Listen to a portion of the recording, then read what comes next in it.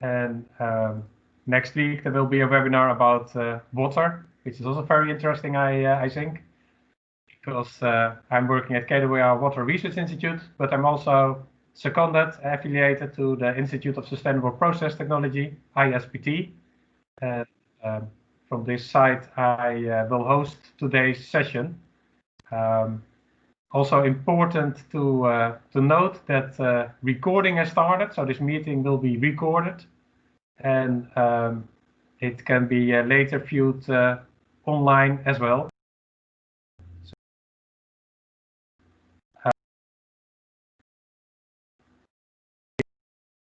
Program with a keynote presentation by Professor Wim Brilman, and after that we have a panel discussion. So some statements, some propositions will be in the polling system in the screen, so you can select your options, your answers, and then we will discuss this with Wim Brilman and the other panelists, which you can also see on the screen.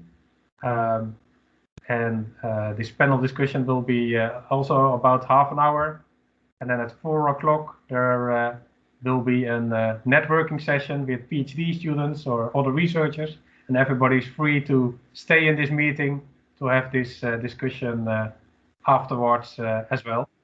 But we will start with the opening lecture, the keynote lecture, by Wim Brilman. So he's a full professor at the TU Twente, Technical University of Twente, in the chemical engineering group, where he holds a chair on carbon capture and conversion. He already published a lot of papers, more than 100 as author or co-author, and also supervised several PhD students, especially in the area of CO2 capture and algae biorefinery and thermal or hydrothermal conversions of biomass. So I think that's interesting food for circularity, and circularity is a hot topic. Also yesterday we had the ISPT conference, and we also spoke almost all the time about circularity, or at least I did. So I'm very curious to hear about the work of Wim Brilman. So Wim, you are online, and if you are ready, please go ahead. You're still on mute, Wim. Yeah, okay. I realized. Thank you, Kees. I will share my screen now.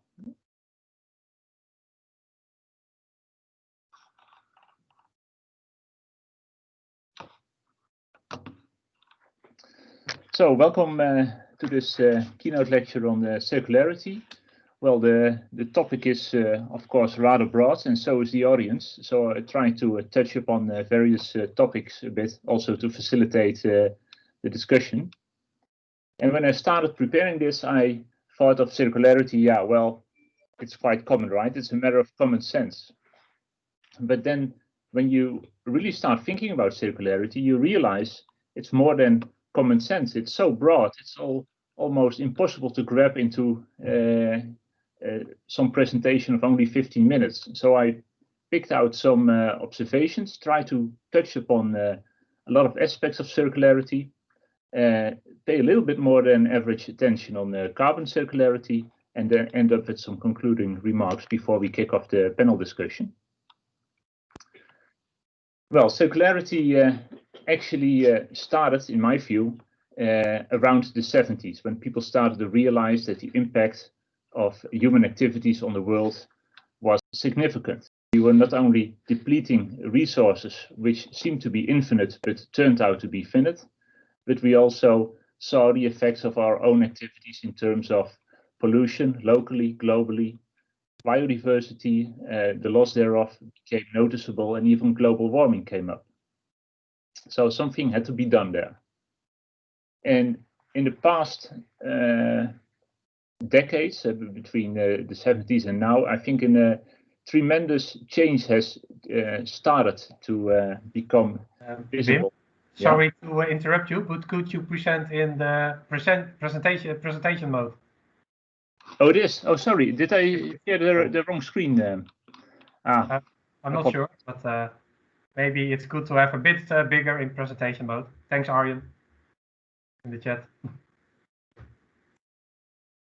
Now I have to check again. Apologies for that. I will reshare the screen and then select the proper one.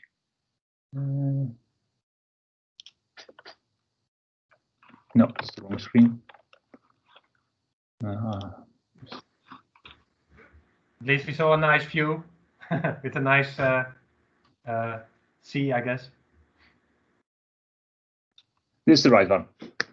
Okay, yeah, go ahead. Thank you. Okay.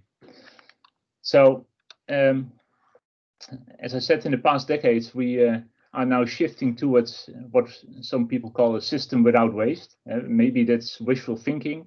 Maybe it's possible. But we're a fair way on achieving this in some areas, and in some other areas we need to develop a lot. And that's what is the topic of today. It's also been recognized, of course, as one of the Sustainable Development Goals to work towards these recycling systems with responsible consumption and production. But circularity is not a very easy topic. If you look at this, for instance, from the carbon cycle perspective, you can see here on the right-hand side a system where we recycle carbon, which is retrieved from fossil resources by carbon capture and storage and put it back under the ground. Do you call this circular? Yes or no? You can have a long debate on these things. So you need to define your system boundaries. When do you call something circular? In my view, what I propose is that circularity is how can we sustainably use and reuse the planet's resources without compromising the biosphere. And then the biosphere is defined here on the right-hand side, the ecosystem where the living organisms take their energy and nutrients from. So the drivers for circularity are twofold in my view. One is scarcity. If compounds or nutrients or minerals become scarce, they start affecting our current products and processes in terms of quality, activities, efficiency, and also the cost of the economic operation. They reduce the stock of raw materials and they endanger the production of food and energy, and that's in the end life-threatening. A second one is a more indirect one, that's climate change. Climate change is also a driver for circularity. We don't want to pollute our environment and enhance climate-related events like extreme weather or loss of habitats and with that loss of biodiversity. So these are two main drivers to stimulate the transition from a linear to a circular economy. And what is needed for that? Well, the first prerequisite for this transition is accurate data collection. And that needs to be not only accurate, but also up to date. Two classical examples. In just after World War I, Fritz Haber tried to reclaim gold from ocean water to pay off the debts of Germany at the time. He was by himself or by others slightly misinformed on the actual gold content of the seawater, and the government invested 2 years of research and process development into it. But it seemed that one of the initial assumptions was a factor 1,000 off, which made the whole endeavor unviable. So accurate data is important. It also needs to be up to date. If there are transitions in society, for instance, we had the old huge televisions, which were all being replaced by LCD screens, new elements become important, and old elements which may have been scarce in view of the old consumption patterns may not be so scarce anymore. So you need a constant updating of what the material flows and the consumptions and the stocks are in your society. The first option to come to a circular thing is to minimize the use of these scarce and critical resources, and preferably replace them by renewables, with renewables being defined as here listed in the box. And these renewables are often bio-based, and in some sections it's easier done than in others. For instance, in construction materials, there is a lot of things that can be done with bio-based materials. I've shown here a bio-knowledge center in Oosterwolde in Friesland, where which is one of the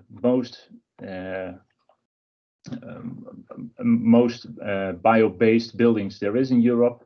Over 80% of the materials are circular, and you see a couple of them mentioned at the right-hand side. And they even implemented bioplastics for the wall outlets for the electricity system. But not for every material, biomaterials can be an option, is an option. And for other materials, we need to really work on the chain of reduction of the consumption, reuse, and recycle by reclaiming. And that means that we also need to design for recycling. Especially the collection of the waste and the dismantling should be in an organized manner in which the concentration of the scarce elements remains as high as possible. We go from a situation from ore mining to urban mining. And that also means something for the business models. For some applications, goods becomes a service, and you lease a carpet and you don't buy it anymore, for instance. One of the sectors which has made a lot of progress in the past decade is the electronic waste, the electric and electronic waste sector. You see here some figures from the past 8 years. It is recently in... I think we lost your presentation, Wim. I don't know what happened, but... I'm not sure what happened.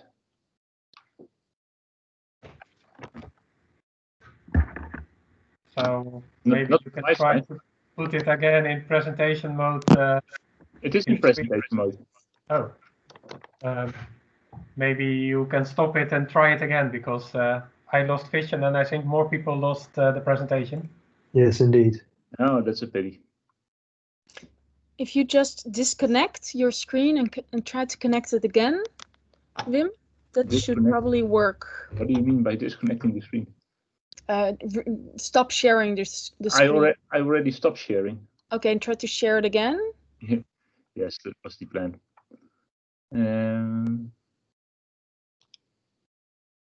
No, that's the wrong one.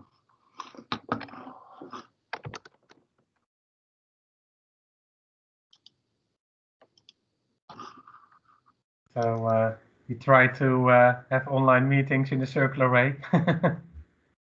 Right. I don't want to do it again and again.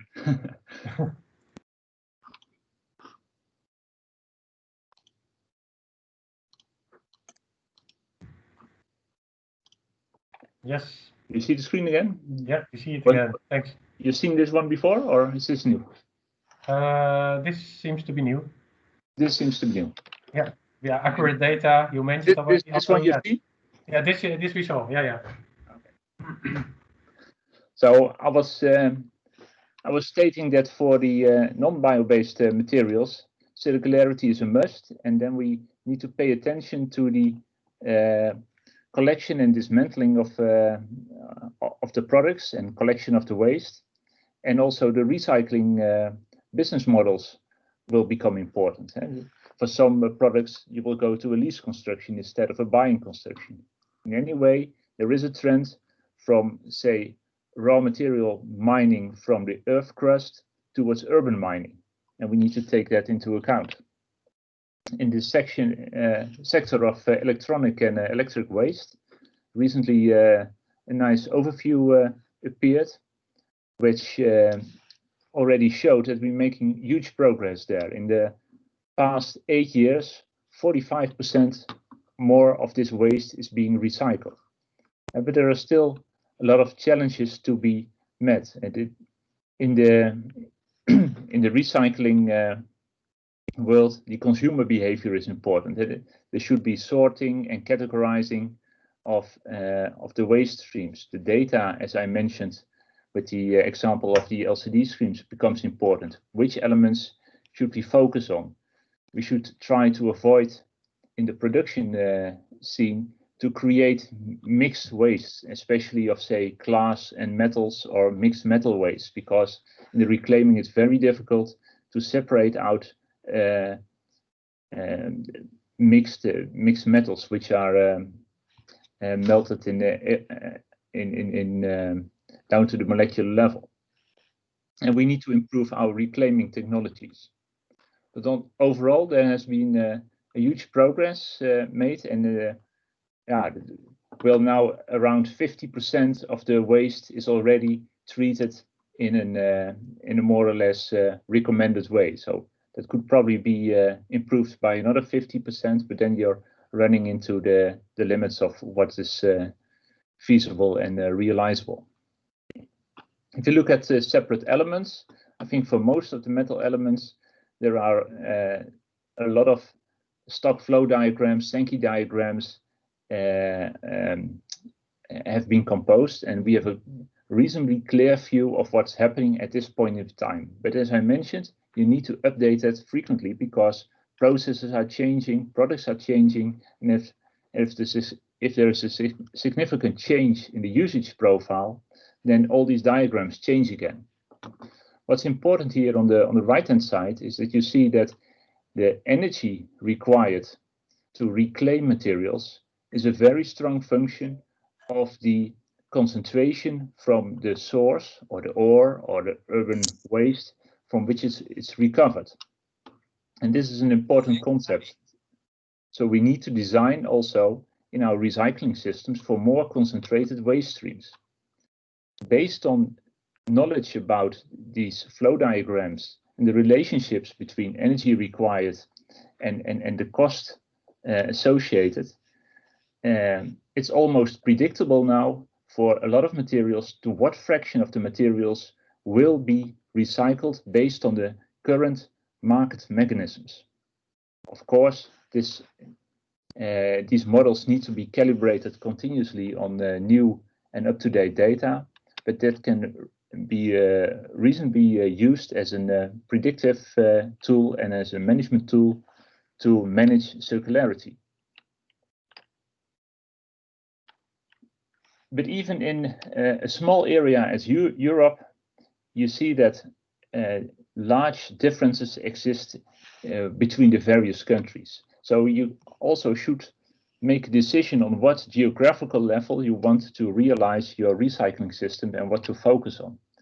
These are some data from Eurostat. They're collecting a lot of data on materials recycling, but it shows you that between the countries of the EU already, huge differences exist in the amount of materials used, but also in the distribution of the over the various types of materials that are being used.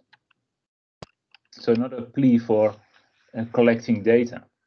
If we compare data recycling and circularity for different types of material, you see that some materials are recycled to almost its maximum extent. Glass, iron and steel, paper and board are already recycled to a large extent, but others like plastics and indium are only recycled to a somewhat marginal extent. So there's a lot of recycling potential to be gained in these areas.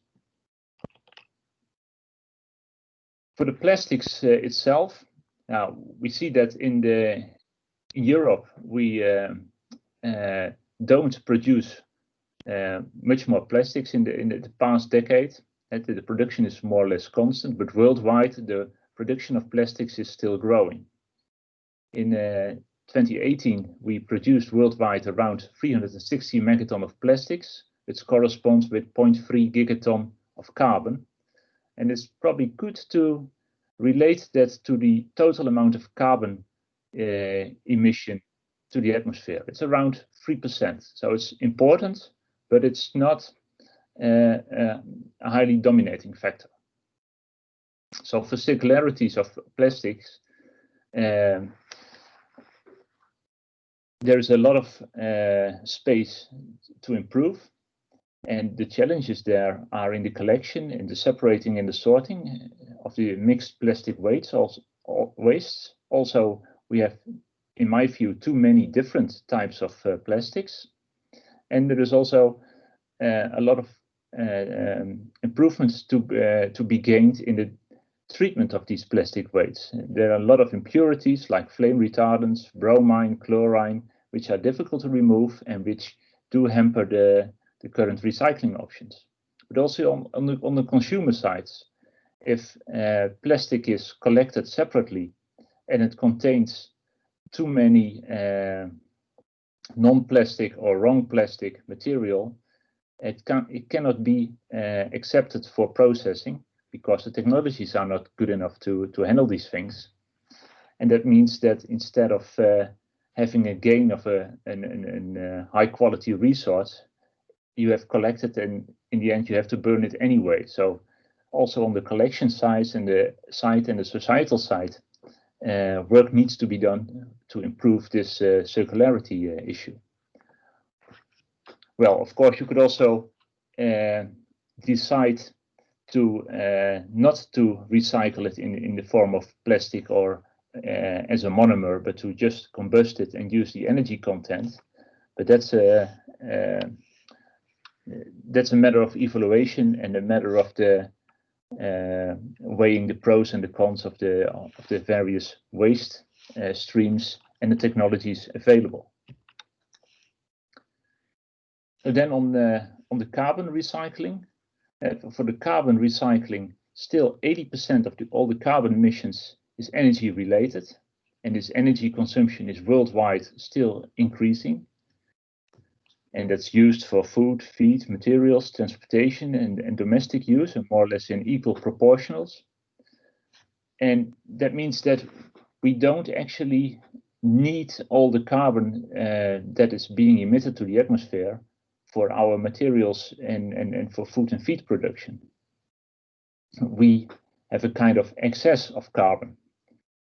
So the ways to remove that, to get away from that system, is to remove the fossils from the energy mix that add carbon to the system, and store any excess carbon that we do produce.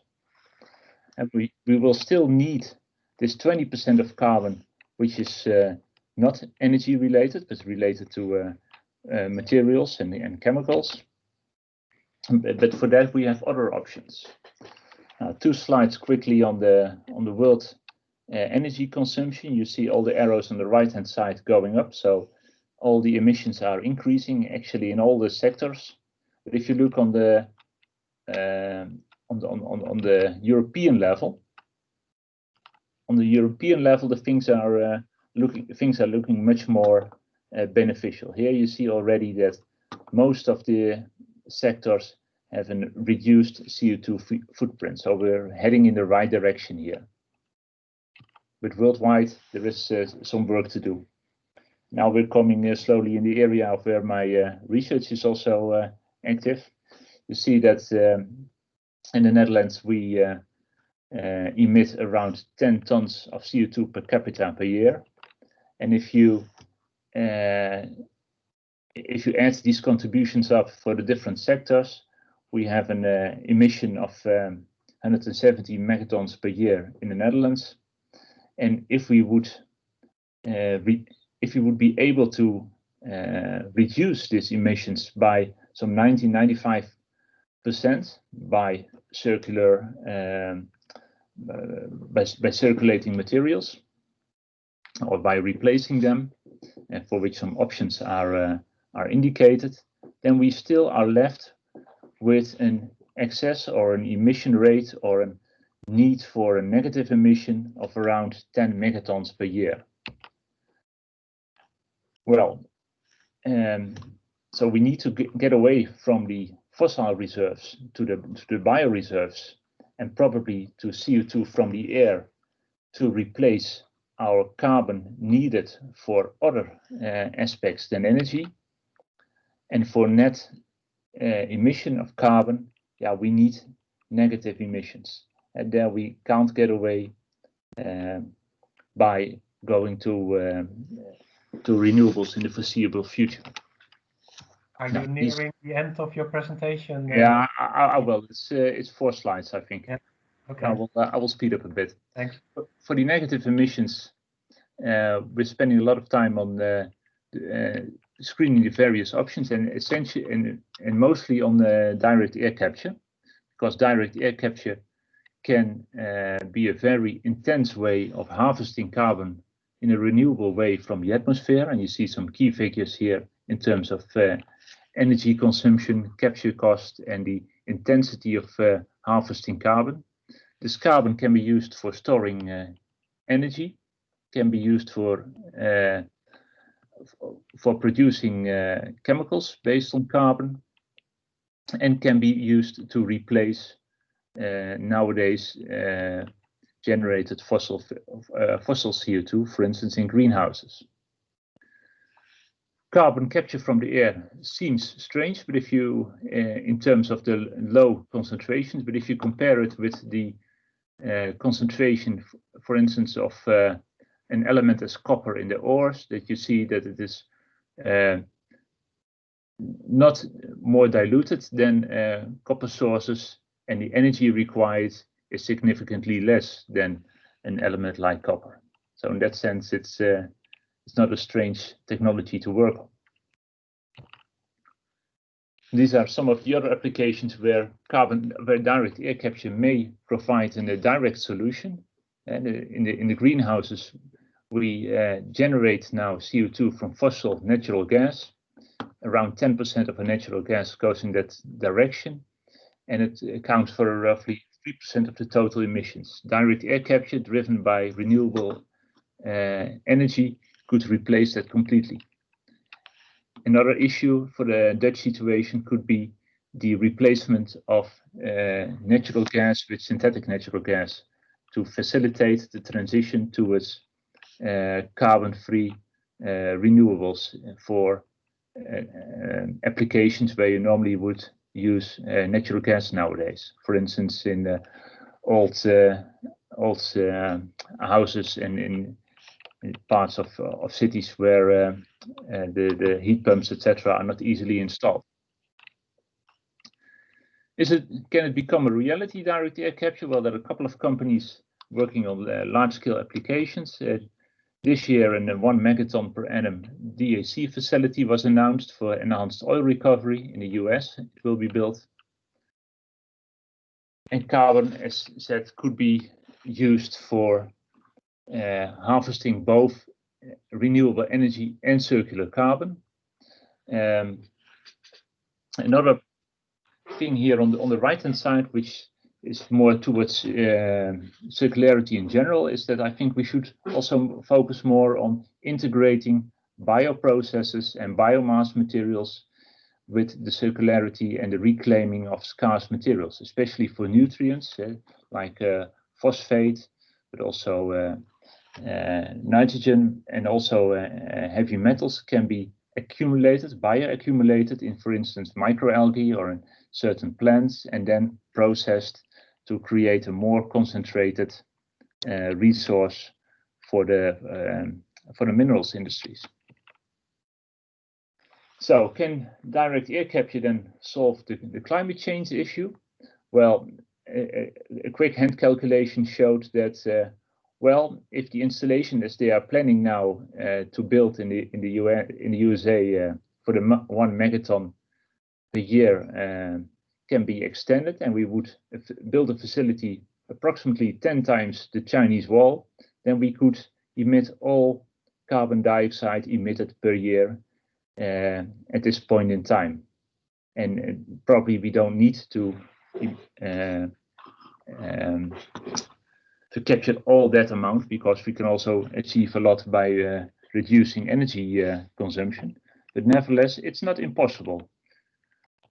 A prerequisite is, of course, that all the carbon dioxide must be stored. So, and in view of time, I will not read out and discuss all these issues, but here are some concluding remarks. I think an amazing transition has started now, and there are some prerequisites to come to a true circular system. But in the end, it's not impossible. And I thought it was a matter of common sense, but I realized in the end, it's overall a matter of common interest. And with that, I would like to close this presentation.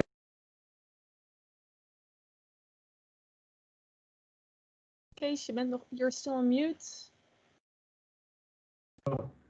Unmuted. Thank you very much, Wim. Very nice presentation, nice topic.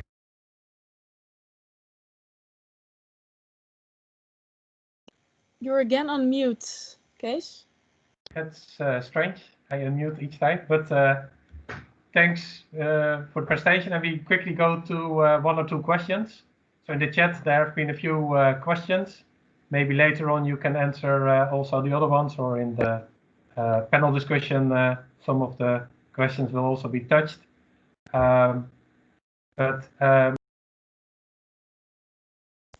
Again, Kees? That's annoying. Valeria Garvin, maybe you can unmute yourself and put on your camera and ask your question about roadmaps to change from linear to circular. Yes, I'm happy to do it. I don't want to take advantage of this opportunity as one of the co-organizers to ask the first question, but okay, thank you. Yeah, I had a question on how the roadmap that was discussed for going from linear to circular may depend on the particular country that we're looking at, particularly with regards to developing countries versus the more developed countries. Well, let me see if I understand your question correctly. You're asking to what extent these roadmaps or these activities vary per country. Yeah, that depends. I think within the European Union there are quite some directives written, or how do you say that, exercised, which makes that all the countries are heading towards the same directions. They have uniform targets for recycling certain amounts of waste. There is a huge action for defining categories for different types of waste and streams. So that makes it more easy. If you look at this worldwide, I think the diversity is enormous. But even within the EU, there is also some intrinsic differences in, for instance, in the Netherlands, we have a lot of combustion of waste, whereas in other countries still landfill plays an important role. Okay. Yeah, thanks very much, and also thanks for a very inspiring presentation. I really enjoyed it. Yeah, thank you. I agree with that. Very nice presentation. Last, more a comment maybe from Joey Saher. Maybe you can also put on your microphone and camera. It's about how to deal with the plastics and achieve circularity. Yeah, that's a good question. I think the plastics issue is puzzling a lot of people at the moment. There are quite a few programs that are addressing these plastics, also at ISPT, and I think also NWO just announced a circularity program with this as an important topic. I think there are topics of the challenges related there are in the collection system that both from consumers as well as from companies, that the mixed plastic waste is difficult to treat because different types of plastics can be recycled by different technologies. Some are easily depolymerized, but if they are mixed with plastics which are not which cannot be depolymerized, or if they are mixed with other metal waste, for instance, and it becomes more difficult to achieve these recycling targets. Also, the role of contaminants is which I mentioned seems to play an important role. So there also you have to develop new removal and washing technologies. In the end, the note I try to make in this in plenary is that if you look at for the carbon balance itself, you should also keep an eye on the overall system. If you see it's only 3% of the emission levels, then you should ensure that all the energy and the time and the material that you invest in this recycling activity is worthwhile. Yeah. Okay. Thank you very much. I think we stop the Q&A of Wim with your presentation. Thanks again. And we will shift directly to the panel discussion, where we also have some online voting, so more interaction with the public, of more than 100 people in the public. So that's very nice. I would like to introduce some other people that will join in the panel discussion besides Wim. And please put on also your camera and microphones.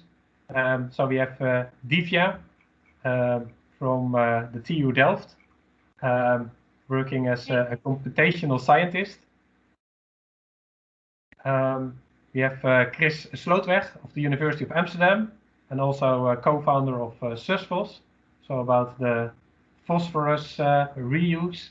So that's also part that Wim mentioned in his presentation. And we have Nathanael, who is working as a technology manager in DuPont. So here you see the names on the screen.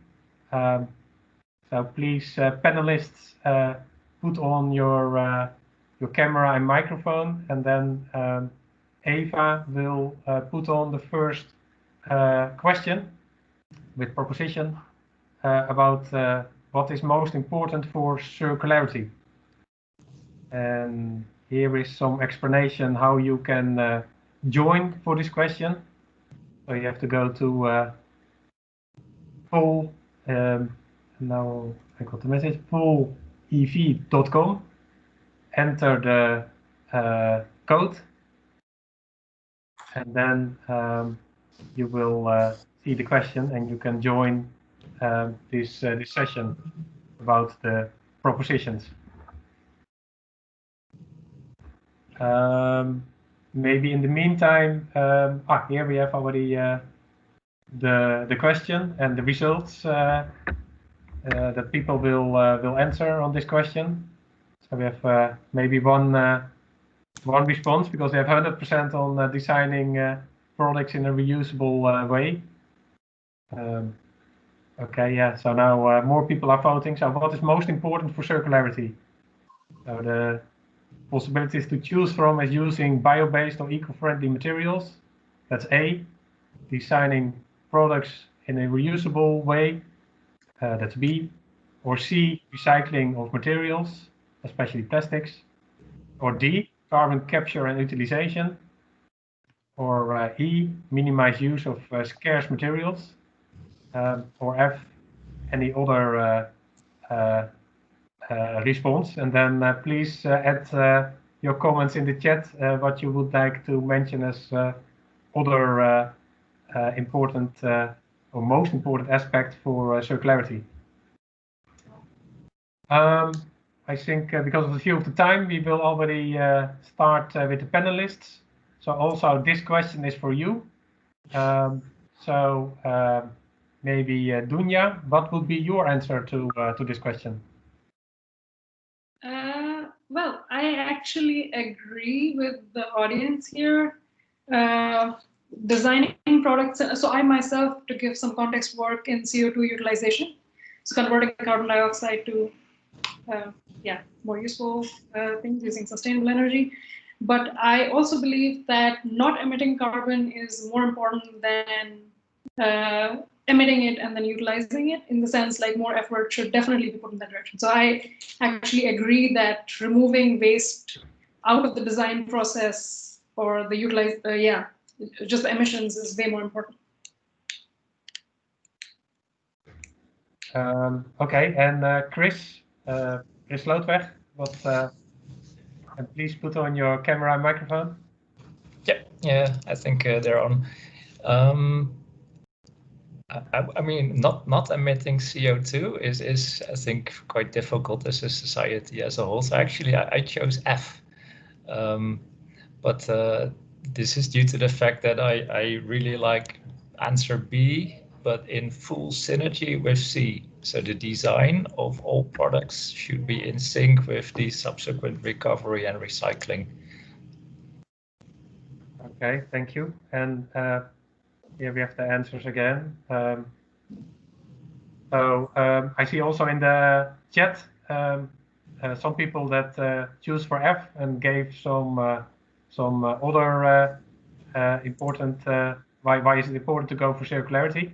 So Andreas Tenkate, also my colleague in ISPT, but you mentioned renewable energy. Would you like to discuss on this a little bit further? Explain your response. You hear me? Yes. So I think it's not so much why do we need it, but what do you need? What's the precondition? And the precondition is that you need renewable power either to prevent using fossil sources for energy supply, but for most recycling takes a lot of energy, and I think that is a prerequisite that we need to work on first. Not so much first, in parallel, of course, we need the solutions, but we can only apply the solutions at scale if you can power them. Yeah, thank you. It's indeed for circularity, we need sometimes more technology and more energy to make circularity happen. So this energy should, because of course, be renewable. Also, Kroese in the chat mentioned another clear reason. So maybe you also would like to explain a little bit more to the public. So please put on your microphone and camera if possible. My camera is not possible, sorry, but yeah, I think one of the examples that really speaks to me is this these cola bottles. They are made of 20% renewable material, but this was not always by choice themselves, or in this case, it's an image problem, of course. So if there's sufficient reason to do something, whether be it popularity or image or monetary penalty, then circularity as a choice, well, maybe no longer a choice, becomes much more something that will be done. Yeah. So I'm not a real believer in a free market in that sense. okay. Thank you very much for this answer. And sometimes we need some force, and sometimes we need some stimulation, and very often we need a combination. Because of the time, we already quickly have to go to the next question. So I think colleague Eva will put up the next question soon via the same route. You can vote for that, I guess. And if I'm correct, the question is what will be the main issue to overcome when we want to reuse materials? And we have again a lot of options: A, B, C, D, or E, or F. And indeed, sorry that we can't put all the people to the floor to give their input. It's quite a fast and short session. 1 hour is passing by very quickly. So we get votes again. So what will be the main issue to overcome when we want to reuse materials? And in our panel, we have also Natnael. So I would like to ask you first what you think about this this question, this proposition. What would be your response? Yeah. So first of all, I would question if we need circularity, right? Whenever you go from a point A and you go back to the same point, you have energy input. So the real question is how much energy is required to be circular? Because if that energy demand is quite high, I'm not sure it makes sense, right? Having said that, I think that of course, yeah, sorry. Like we mentioned also in the previous question, if the energy is sustainable, does that then still apply? If the energy is sustainable, could apply, but again, you just need to reduce the amount of energy required to be circular, And there is basically an easy example to it, right? If you see what nature does, right? The energy input is the sun, and we have circularity in the carbon, right? And so in my mind, being bio-inspired, right, as undefined as this concept is the key to circularity. The reduce, recycle mantra goes back to the 70s. We knew that, we were unable to execute. And partly I go back also to the point that one of the commenters was making, right? We'll do whatever is most economical unless it's forced on us by law. And at this moment in time, what is economical to do is to use fossil fuel, right? So if it's just left to the free market, I don't think circularity will be achieved, right? And so the question is, will we get to a point that is just, so catastrophic, right? The whole material balance that will react to it, or will we anticipate it, impose some law? And we've done that, in many technologies, right? And so that's basically where I am. And I do believe that partly the material reuse equation could be fixed if we can make economical the renewable equation. Because again, there is this natural CO2. Oh, yeah. I see that Chris Lopez, you have another opinion. You raised your hand. Yeah. So you're very eager to give your opinion, and maybe it's another opinion. Yeah, it kind of reacted to something that I think we do need circularity, but not for all, not for everything, but definitely to solve global waste issues connected to carbon in terms of climate change, connected to nitrogen and phosphorus, the nutrient imbalances. So I would say we do need it, and we need to do everything in our power to create a more sustainable environment. Okay, yeah, very good. And in the chat, I see also some people reacting. So, Onno Kramer, what is your opinion on this? If you can put on your microphone and, if possible, camera. Yeah, thank you very much. Thank you, Wim, for your excellent presentation. We're looking at, I like all the answers, but there's more than only an industrial solution. We also have to look at the way we as citizens behave. So that's why I vote F. It's a mentality thing. That's really important. You can see it now with COVID as well. It's really hard to change from linear to a circular economy. So it's not only a technical solution, it's also a strong social relevant solution needed, I guess. Yeah, I agree. It's very difficult to choose one answer, and some combinations are needed. Yeah. Okay, thank you very much. I think we should go on for the next question. So we have one poll question left, as far as I know.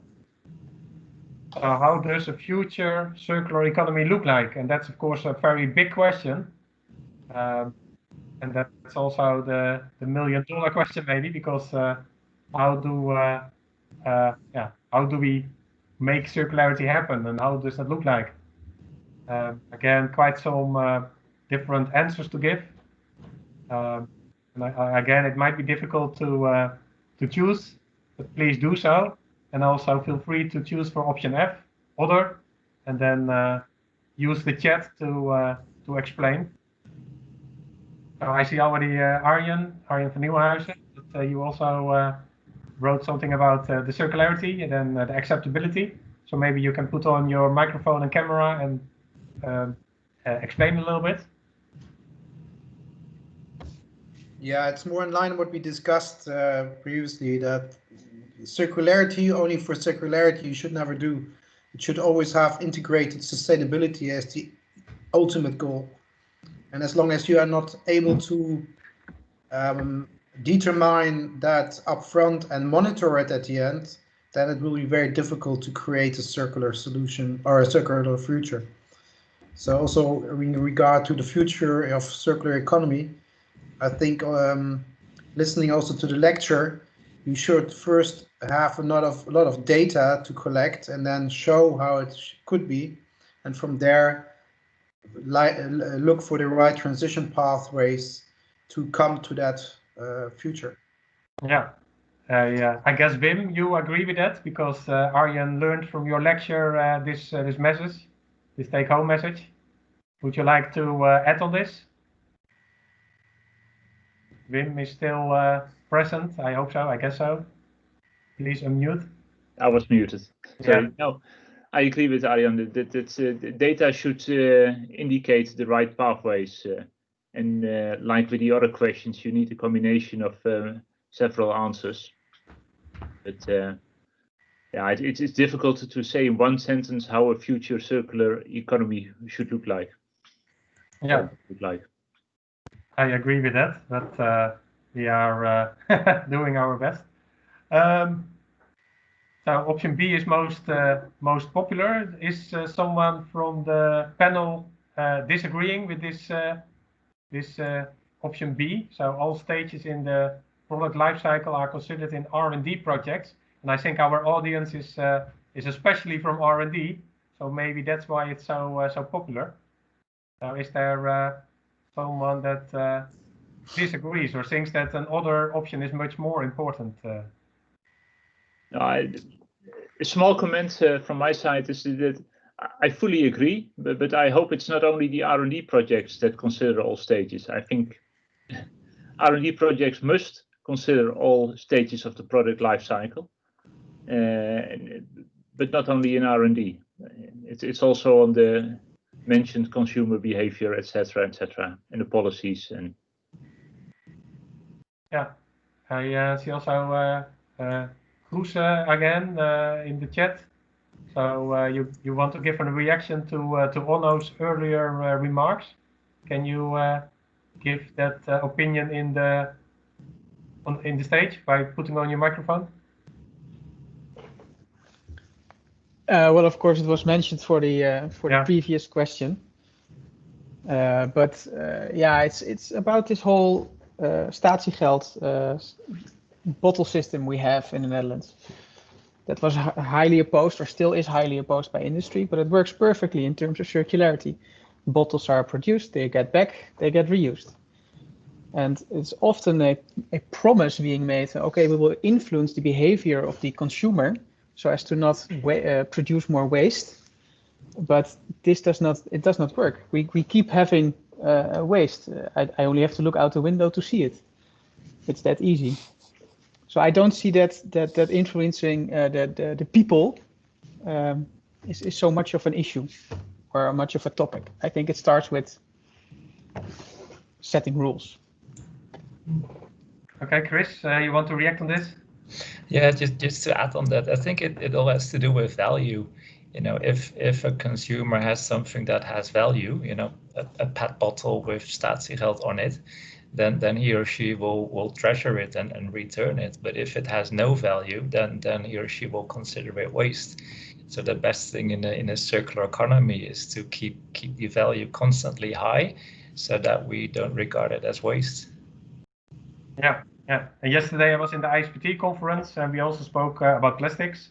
And then one of the questions that was asked is also, what is better, plastic recycling, bioplastics, or another material? So, Divya, do you have a comment on this, or does that fit in your picture?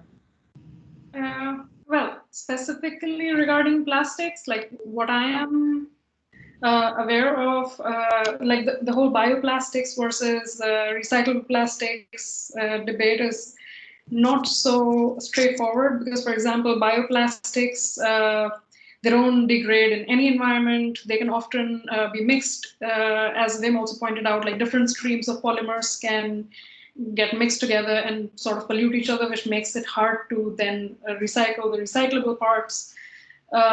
So it's unless you have an integrated system where it's very apparent to the consumer what they're consuming and how they need to separate it, and there's actually a recycling system in place, and this is not in place in most parts of the world, by the way. A very small proportion of plastic actually ever gets recycled. I think maybe 10% or even less. So it's yeah, it's worth a debate. I think it'll be a combination of all of those. So reduce the amount of plastic and also develop better products where it makes recycling easy. Okay, thank you. Chris, you want to respond again? That's very good. Yeah, well, what I always like is if looking at resources, and those need to be renewable for not just carbon, but all elements of the product table. And at the end of the life, everything needs to be recycled. And so bioplastics need to be recycled. And I'm not a huge fan of degrading in nature. Because if there is a huge plastic stream, that should be captured and recycled, so we can retain value instead of decomposing it to CO2. Yeah, very good. Thanks. Wim, you also wanted to comment on this? Yeah, I wanted to add to this discussion, especially for the packaging plastics, the plastics that have a high probability of ending up in nature.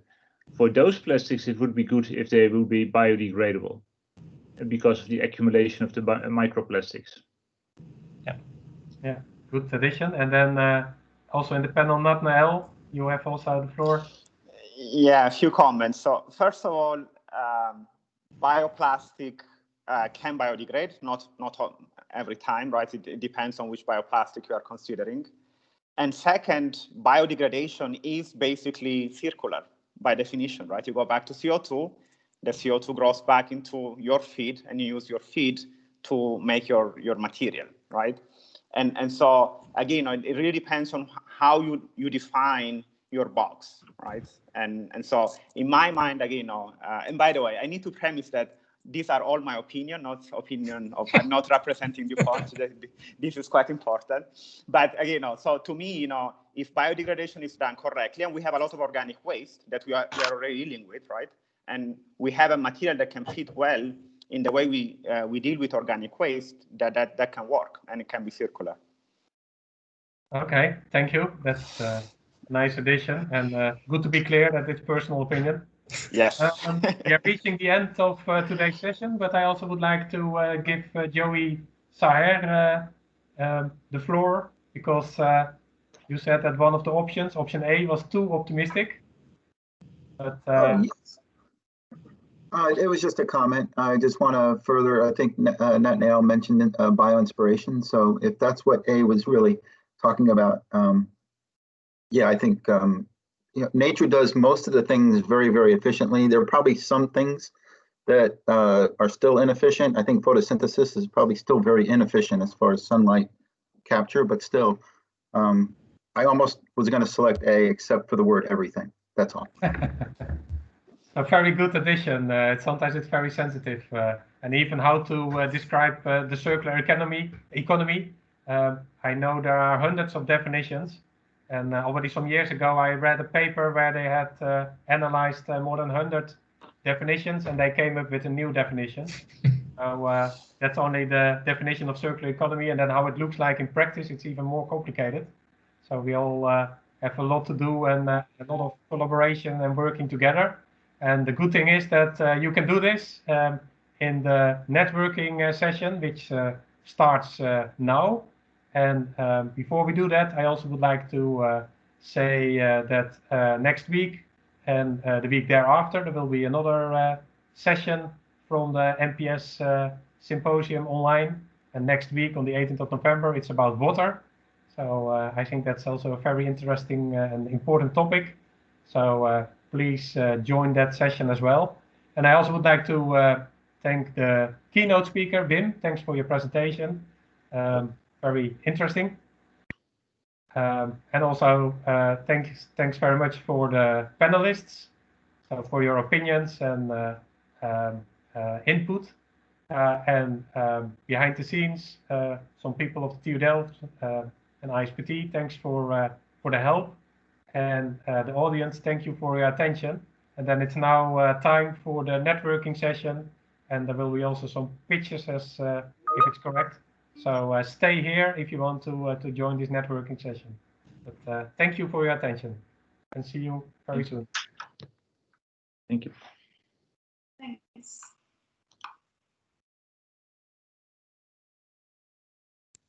Hi, everyone, and welcome to the session of Networking with Researchers of Circularity Webinar.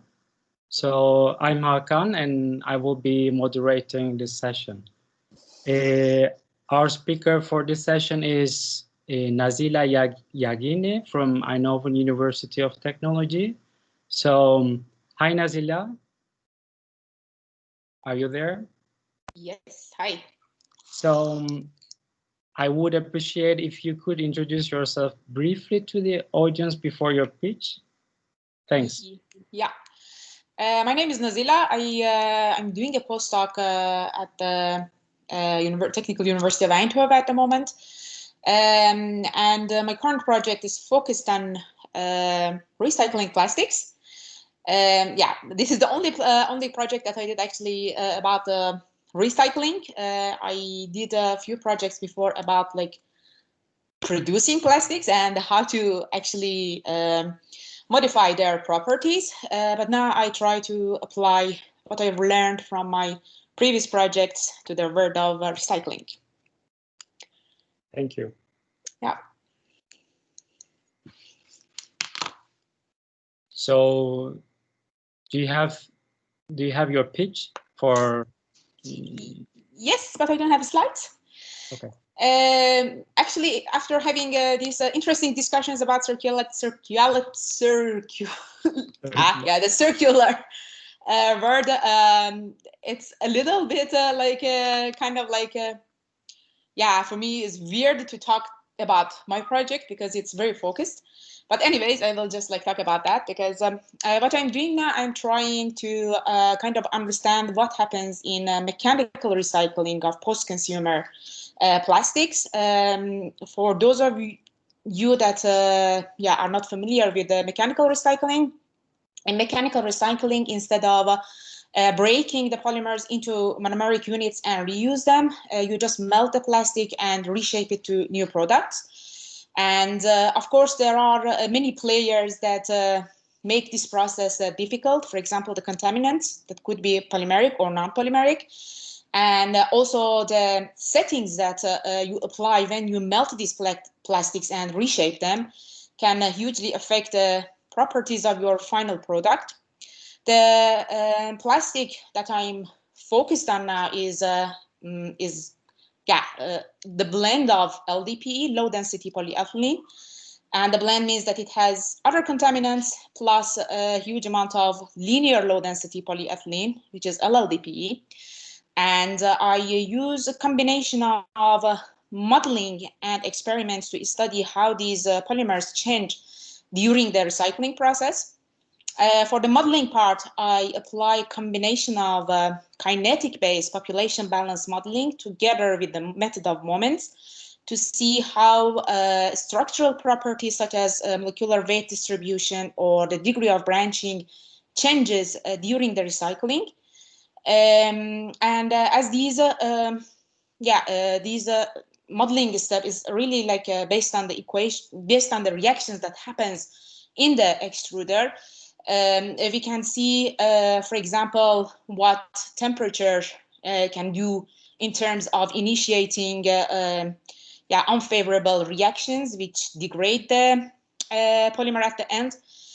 Or what, for example, what is the effect of presence of air?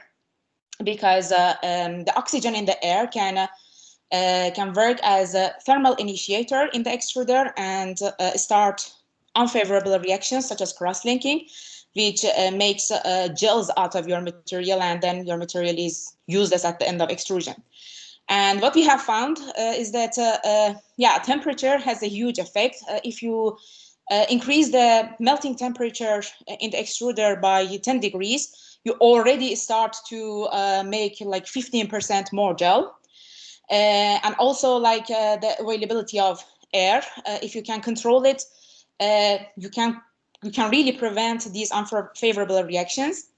And also other settings like the screw speed, because inside the extruder, there is this screw that breaks down your polymer chains, and these kind of degrade your final material. If our technology can provide us with some solutions for these matters, we would be able to produce, more effectively produce recycled, at least post-consumer, packaging materials. That was all. Well, thank you so much for sharing your work and some specific finding with us.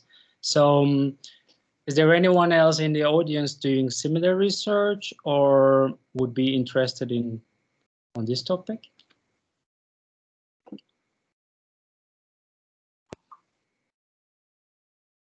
Hakan, there are many questions in the chat if you want to have a look. Yeah, I see. What is... Okay, a question from... What is... Ion, what is the content of your study? How does this compare to other ways of recycling?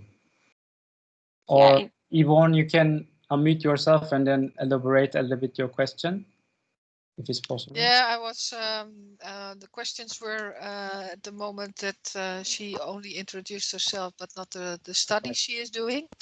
And she mentioned mechanical recycling. And my question was, how does mechanical recycling compare to other ways of recycling, which is more a general question. And the last sentence I put in is a way for me to summarize your study. If I got it correctly, what you are doing. The content of my study, it's just a project that I'm doing. It's a postdoc project, so it doesn't have really it's just in collaboration with the industrial partners which are active in the recycling of these post-consumer materials. It's funded by Dutch government, the content is just to investigate how we can improve the final end-use properties of post-consumer packaging materials, which are mostly made of polyethylene polymers. To the other types of recycling, as I said, in this type of recycling, you don't reproduce monomers out of your plastic, or you don't change it to other sorts of fuels or something that you can reuse it. You just put the plastic in the way that it is. Yeah, of course, you have to sort it, you have to wash it before, you have to get rid of some contaminants that are easy to separate, but at the end you come up with some kind of blends of similar materials. In this case, LDPE and LLDPE and some PE maybe, and then you put all these together in the extruder, you melt them, and at the end you produce kind of pellets, and then you can use these pellets in different processes to make your material. So it's more on the second use. It's a second use, yeah. Yeah. Okay. So it's not on recycling, but second use. It is called recycling because it's a way of recycling, but you don't cycle it back to the monomers that or the building blocks. You don't recycle it back, but you recycle it to new products. Okay, thank you for the question, Yvonne. We have also another question from Nathaniel. Yeah, so I wanted to ask if the feedstock you have, is it based on rigid or flexible packaging? I think it's a kind of mix because I'm using the data from Atero, which is a recycling plant, and basically, what is the material you are receiving? Is it a powder? Is it no? It's flakes. Piece? Flakes. Okay. Yeah. Well, if they're flakes, then they have enough thickness, right? Yeah. So that's probably is rigid packaging. Let me ask you a second thing. So, do you know the origin of this packaging? You know, how are you dealing with food contamination? They are up to really good extent is cleaned because I was in the factory and they can really wash everything, even the inks that are on the labels. Mm-hmm. The only thing that remains there are some heavy particles of metals that they cannot really get out. Some polymeric contaminants, which are difficult to actually separate. Like, for example, you can separate different sorts of polymers that don't belong to the ethylene group from this LDP-LLDP mix, but you can never get rid of all the PEs. Yeah. So there are some, Okay. Yeah. So, and is the goal, sorry, is the goal to have 100% recycled material, or is the plan to really blend it with some virgin material so that you can adjust the specification? Because I imagine any material will have, heavy metal impurity spec, it will have, molecular weight specs, so on and so forth, right? So is your target to have 100% recycle, or to have a source that you can blend back into a virgin material? At the moment, it's mixed with other like virgin materials, but the objective is to increase the fraction of the recycled material in that blends mixtures. That I don't think we would ever reach 100%. And what's the key challenge? Right? So in a sense, right, we've been recycling plastic for, I don't know, 40 years, right? Yeah. So where is the state of the art, and what you are trying to push to improve relative to the state of the art? There is kind of like mismatching like considerations in industry, because in industry it's very difficult for them to let's say not difficult, but it's very costly for them to filter out everything. And because you have these polymer impurities, when they melt this material, not everything melts at the same temperature. So they set really like temperatures too high to make sure that everything melts. And of course, this initiates other problems. And what you get at the end is gelation, that your material is completely useless. And what I'm trying to convince them that if they find kind of like ways to better filter their material, they can set the temperatures to much lower temperatures in the extruder, and then they can get much better materials with much better qualities. It's also like, for example, the way they put these small washed flakes in the extruder, they are really very lightweight, and there is a lot of air going with these materials into the extruder. If they can, for example, pack it before, or they do it like, I don't know, under a big nitrogen cap or something, that the penetration of air is a little bit reduced into the extruder, then they already can, kind of like cut the effect of. I think, start feeding an extruder, as well as applying, some vacuum toward the end of the extruder. This could also be potentially an easy fix. Of course, it depends on how much air you are entraining in the flakes. Yeah. Okay, thank you, Prolia. So thank you for your question, Daniel. We have also a question from Chris. Then we will have the next question from the chat. Yeah, thanks. Yeah, so I really like the discussion, just, basically elaborating on how can we retain value, if is mechanical recycling feasible to get, let's say, the same quality material out again. Because I always like to focus on circularity from a systems perspective. Do you think that next to reuse, mechanical recycling will be feasible in 10 years on large scale? Or do you think we should go for pyrolysis, for example, to get syngas out? Or do you think, let's say, skip polyethylene because it's designed in a linear fashion, let's design a new one, cheap one, not sure which one, that can be fully recycled? Well, designing new polymers can be an option, but polyethylene family are one of the hugely produced groups of polymers already. Then the question would be, okay, we go for a new polymer, but what do we do with the polymer that is already produced? We cannot just leave it in the nature. We cannot just let it go to the environment. Yeah. That's one thing. And if we want to take, in my opinion, if we want to take the full advantage of mechanical recycling, we have to think about designing the proper packaging materials.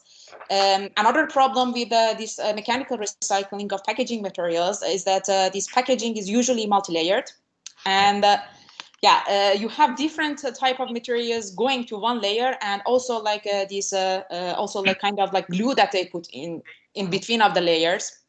That should be kind of. Bij de buitendeur. Zij liep naar buiten en ik van naar binnen. Het diploma van Ruben wordt morgen gebracht bij jou. Wim? Ik heb hem opgehaald gisteren. Wim? Wie staat er? Iemand staat. Somebody's not on mute.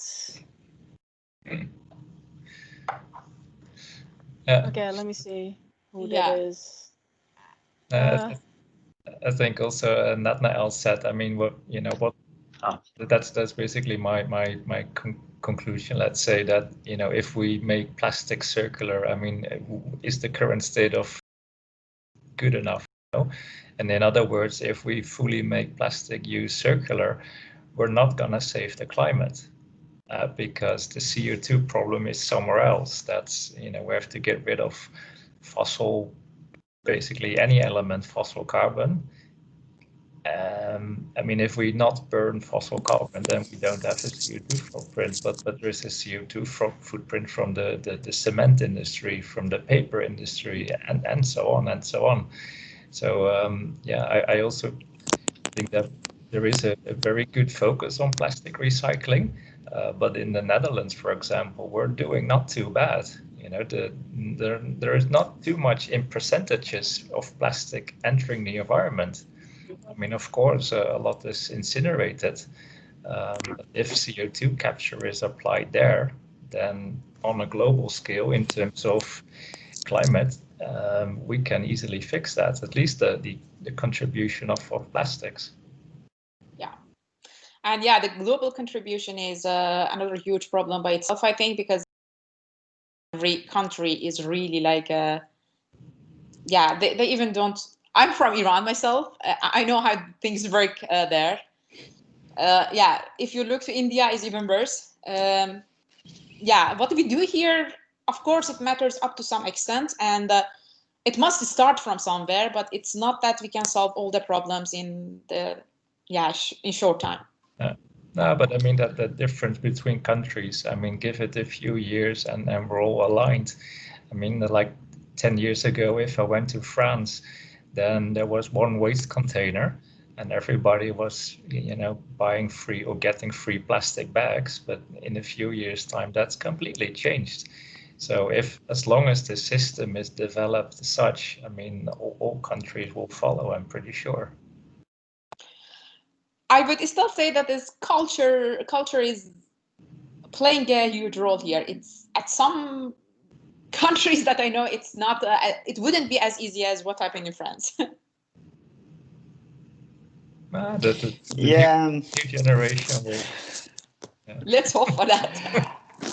I'm not too much for blaming the consumer, because this is my opinion.